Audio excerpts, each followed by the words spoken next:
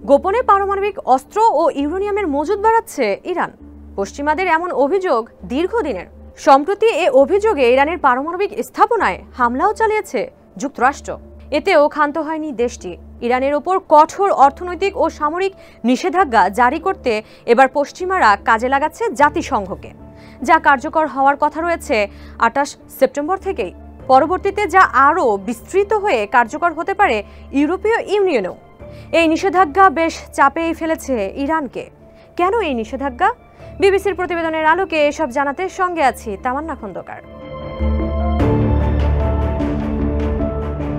Israel Iran সামরিক সংঘাতের পর অগাস্টে তেহরানের বিরুদ্ধে জাতিসংঘের নিরাপত্তা পরিষদে পারমাণবিক চুক্তির শর্ত ভঙ্গের অভিযোগ আনে যুক্তরাজ্য, ফ্রান্স ও জার্মানি। সিদ্ধান্ত হয় 30 দিনের মধ্যে এ সমস্যার কূটনৈতিক সমাধান না হলে ফের নিষেধাজ্ঞায় পড়বে ইরান, যে নিষেধাজ্ঞা তাদের উপর ছিল 2015 সালের আগ পর্যন্ত। ধাক্কা খেতে হয়েছিল অর্থনৈতিকভাবে।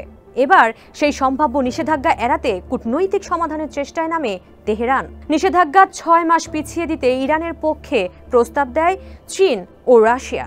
তবে তাদের সেই প্রস্তাবে খুব একটা সাড়া মেলেনি। জাতিসংঘের 15 সদস্যের কাউন্সিলে ভোট পায় মাত্র 4টি। এতেই নিষেধাজ্ঞার মুখে পড়ে ইরান। নতুন নিষেধাজ্ঞার ফলে অস্ত্র ও ইউরেনিয়াম সমৃদ্ধ করতে পারবে না ইরান। পারমাণবিক অস্ত্র বহনে সক্ষম ব্যালিস্টিক ক্ষেপণাস্ত্র কার্যক্রমও বন্ধ হয়ে যাবে। ইরানি ব্যক্তি ও প্রতিষ্ঠানের সম্পদ জব্দ ও ভ্রমণেও নিষেধাজ্ঞা জারি করা যাবে। এমনকি ইরানের বিমান ও কার্গো জাহাজগুলো তল্লাশির সম্মুখীন হবে, যা কার্যকর হলে ধস নামতে পারে ইরানের অর্থনীতিতে, যেমনটি দেখা গিয়েছিল 2015 সালের পূর্বে। এক দশক আগে ইউরেনিয়াম মজুত করার অভিযোগে ইরানের ওপর একের পর এক নিষেধাজ্ঞা জারি করে পশ্চিমারা। বাধ্য হয়ে 2015 সালে ইউরেনিয়ামের মজুদ না করার চুক্তিতে রাজি হয় ইরান। চুক্তি অনুযায়ী ইরানের পরমাণু কার্যক্রম তদারকি করার অনুমতি পায় আন্তর্জাতিক পরমাণু শক্তি সংস্থা বা IAEA এর পরিদর্শকরা। এরপর ভালোই চলছিল সব। বিপত্তি বাধে 2016 সালে প্রেসিডেন্ট ট্রাম্প এ চুক্তিকে ত্রুটিপূর্ণ বলে সরে দাঁড়ালে। বাড়তে থাকে পশ্চিমাদের অভিযোগও। তাদের ভাষ্য, চুক্তি ভঙ্গ করে গোপনে পরমাণু কার্যক্রম বাড়াচ্ছে তেহরান। যদিও IAEA পরিদর্শকরা কখনোই এমন অভিযোগের সত্যতা প্রমাণ করতে পারেননি।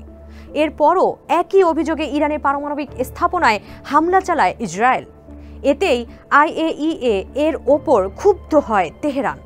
IAEA কে অকার্যকর বলে পরিদর্শকদের পারমাণবিক কার্যক্রম তদারকি বন্ধ করে দেয় ইরান। কিন্তু এতে ফল হয় উল্টো, যার পরিপ্রেক্ষিতে এখন নিষেধাজ্ঞার সম্মুখীন হতে হচ্ছে ইরানকে। যদিও এর মধ্যেই IAEA পরিদর্শকদের পরমাণু কার্যক্রমের তদারকির অনুমতি দিয়েছে ইরান। স্বাভাবিকভাবেই এই নিষেধাজ্ঞাকে ভালোভাবে গ্রহণ করেনি তেহরান। জাতিসংঘের সাধারণ পরিষদে দেওয়া ভাষণে যার প্রতিবাদও করেছেন ইরানের প্রেসিডেন্ট মাসউদ পেজেশকিয়ান। এই সিদ্ধান্তকে অন্যায়, অবিচার ও বেআইনি বলে অভিহিত করেছেন তিনি। তার ভাষ্য, বিদেশি শক্তিগুলো অযথা অজুহাত খুঁজে অঞ্চলকে অস্থির করতে চাইছে, যার প্রমাণ এই নিষেধাজ্ঞা। পেজেশকিয়ান বলেন, ইরান পারমাণবিক বোমা তৈরি করতে চায় না এবং পরমাণু অস্ত্র বিস্তার রোধ চুক্তি থেকেও সরে যাবে না। তবে ইসরায়েলের দিক থেকে পারমাণবিক স্থাপনায় হামলা না করার নিশ্চয়তা দিতে হবে। তাহলেই ইউরেনিয়াম সমৃদ্ধকরণ স্বাভাবিক করবে ইরান। এদিকে নিষেধাজ্ঞা এড়াতে চাইলে অতিরিক্ত সমৃদ্ধ ইউরেনিয়ামের হিসাব দিয়ে ইরানকে যুক্তরাষ্ট্রের সঙ্গে আলোচনার টেবিলে বসার পরামর্শ দিয়েছে ইউরোপ। দেশটির পররাষ্ট্রমন্ত্রী আব্বাস আরাগচি জাতিসংঘে বলেছেন, যুক্তরাষ্ট্র কূটনীতির সঙ্গে বিশ্বাসঘাতকতা করেছে, আর ব্রিটেন, জার্মানি, ফ্রান্স একে কবর দিয়েছে। কাজেই যুক্তরাষ্ট্রের সঙ্গে আলোচনা অর্থহীন। তবে এ নিষেধাজ্ঞা যে IAEA এর পরিদর্শকের পরিদর্শন হুমকিতে ফেলবে, সেটিও মনে করিয়ে দিয়েছেন তিনি। এদিকে সম্প্রতি রাশিয়ার সঙ্গে 4টি পারমাণবিক বিদ্যুৎ কেন্দ্র নির্মাণে $25 বিলিয়ন চুক্তি করেছে ইরান। জানিয়েও উদ্বেগ আছে পশ্চিমাদের। তবে ইরান বলছে, তাদের পরমাণু কর্মসূচি একেবারেই বেসামরিক উদ্দেশ্যে, সামরিক নয়।